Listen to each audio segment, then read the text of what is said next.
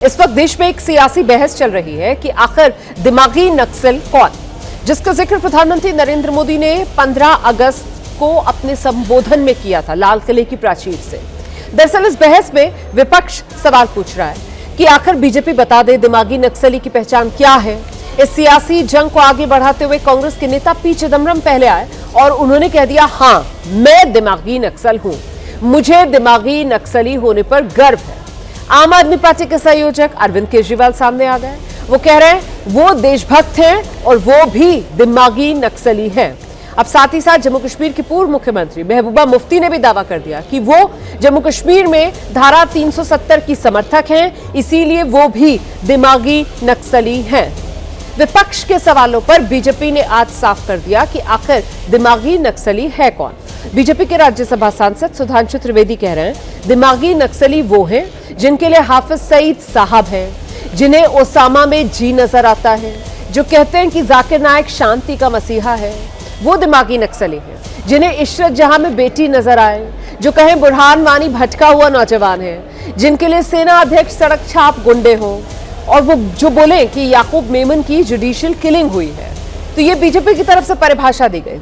अब बीजेपी के इस दावे के बाद सियासी संग्राम और बढ़ गया है। विपक्ष कह रहा है कि सरकार तानाशाही से बोलने की आजादी को दबाना चाह रही है।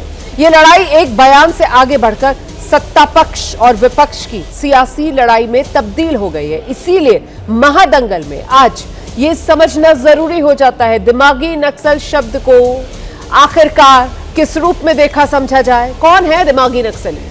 जो देश के दुश्मनों के हमदर्द उन्हें दिमागी नक्सली कहने पर आपत्ति क्यों है?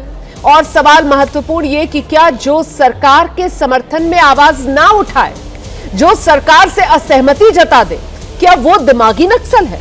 इन तमाम सवालों को लेकर चर्चा करेंगे। पहले रिपोर्ट देखिए।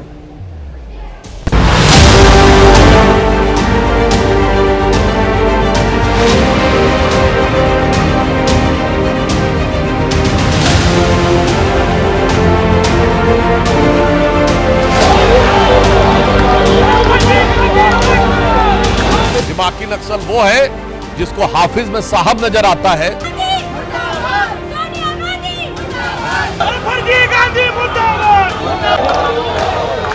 तमाम ऐसे बुद्धिजीवियों का अपमान है जो देश के लिए, समाज के लिए कुछ सोचते हैं। उनको नक्सल बता देने से काम नहीं चलेगा।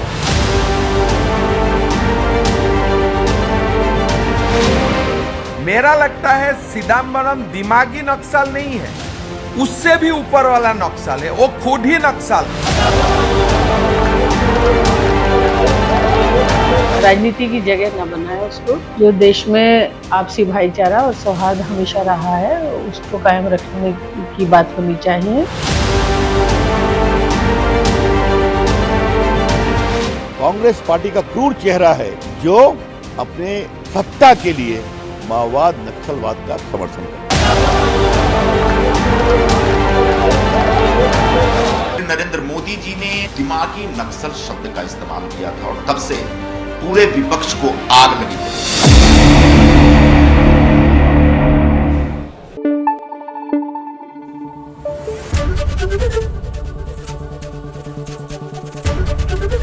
एबीपी न्यूज आपको रखे आगे।